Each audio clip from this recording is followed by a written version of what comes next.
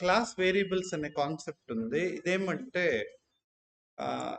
ఇక్కడ attribute పేరేమి, object attribute పేరు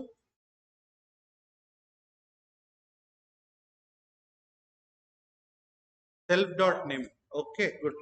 ఇప్పుడు ఈ సెల్ఫ్ డాట్ నేమ్ వచ్చేసి only used with in this in it method. ఓకేనా? దీన్ని ఆ పర్టికులర్ మెథడ్ అంటే ఒక ఎగ్జాంపుల్ చూస్తాం చూడండి ఒకసారి ఇక్కడ. సో ఇట్లా ఉంది కదా, దీన్ని కూడా మనం తీసుకోవచ్చు. ఓకే, ఫర్ ఎగ్జాంపుల్ ఇది ఇంకో న్యూ మెథడ్ పెడతామా, డెఫ్. ఓకే, సో స్టూడెంట్ కాబట్టి స్టడీ అనే మెథడ్ పెడతాం. For example self. ఇప్పుడు print of name of the student పెట్టి ఫార్మాటింగ్ పెట్టుకోవచ్చు మనం. సో ఇక్కడ సెల్ఫ్ డాట్ నేమ్ పెడితే వర్క్ అవుతుందా వద్దా ట్రై చేసి చెప్పండి అంతే. అంటే స్టూడెంట్ క్లాస్లో ఉండే సెల్ఫ్ డాట్ నేమ్ అనే అట్రిబ్యూట్ ఇనిట్ మెథడ్ నుంచి స్టడీ మెథడ్లో వాడుతున్నారు. వర్క్ అవుతుంది అంటారా అవద్దా? అయితే అవుతుందా?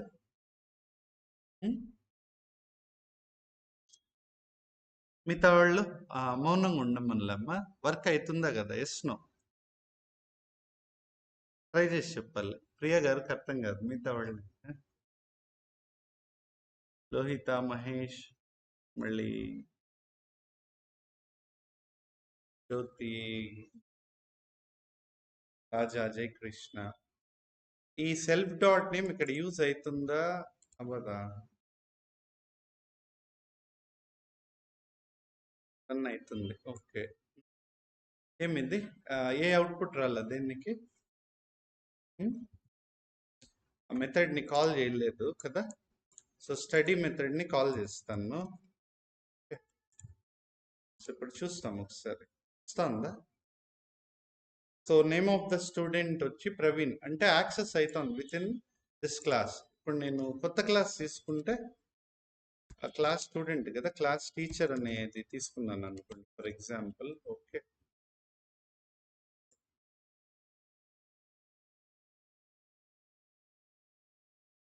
Okay, define attendance for example. Okay, attendance అనే method. All right, so colon print. So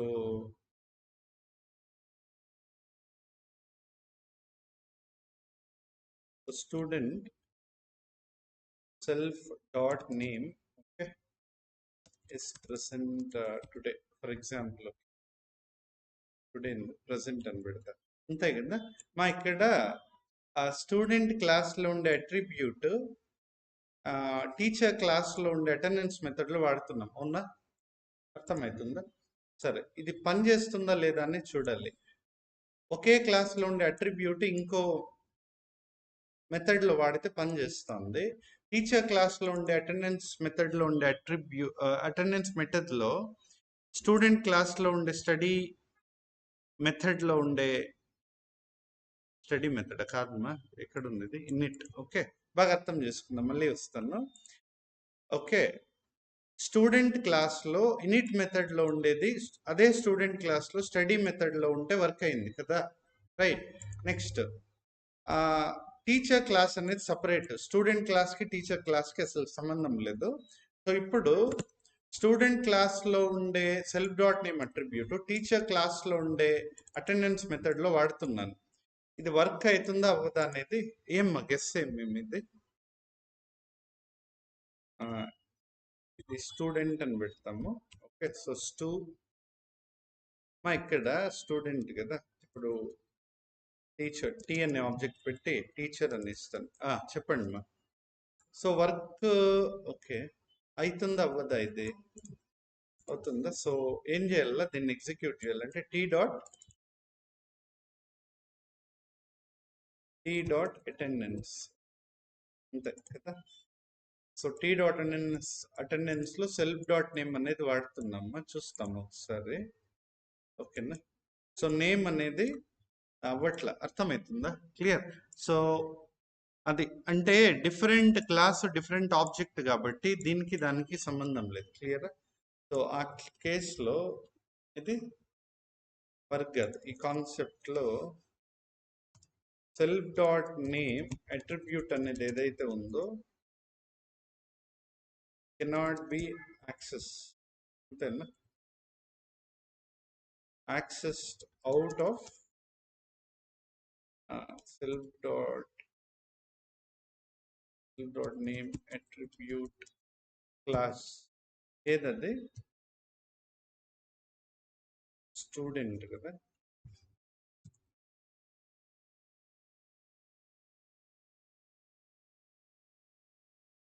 ఓకేనా, ఫైన్. సో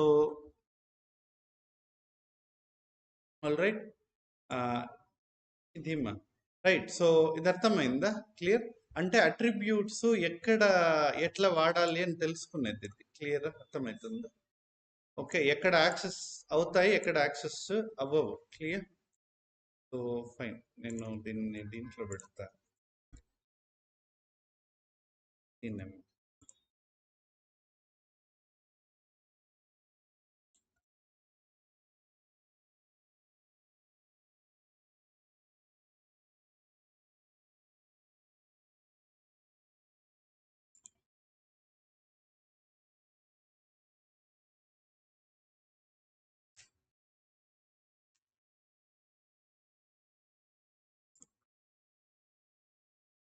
దీంట్లో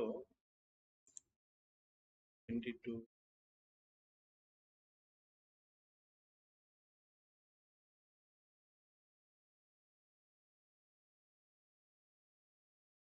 20 August 22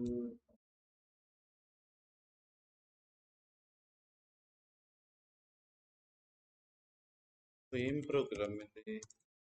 సో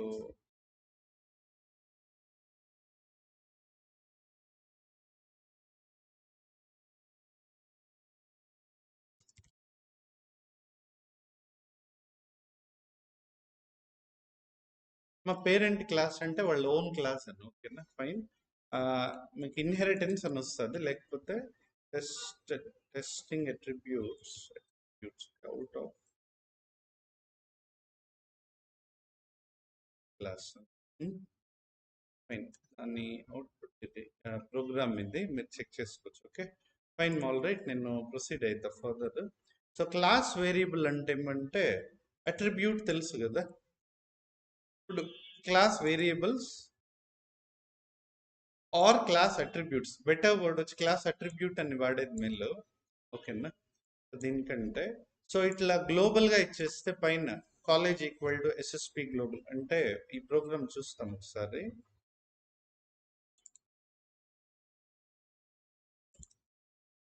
దీన్ని క్లాస్ వేరియబుల్ అంటారు. దీన్ని కాలేజ్ అని ఒక పర్టికులర్ వేరియబుల్. ఇదేమైందంటే చూడండి, సో ఇది అట్రిబ్యూట్ లాగా ఇక్కడ ఇది చేయట్లేదు, ఇది గ్లోబల్గా డిఫైన్ చేస్తున్నాం క్లాస్ లెవెల్లో.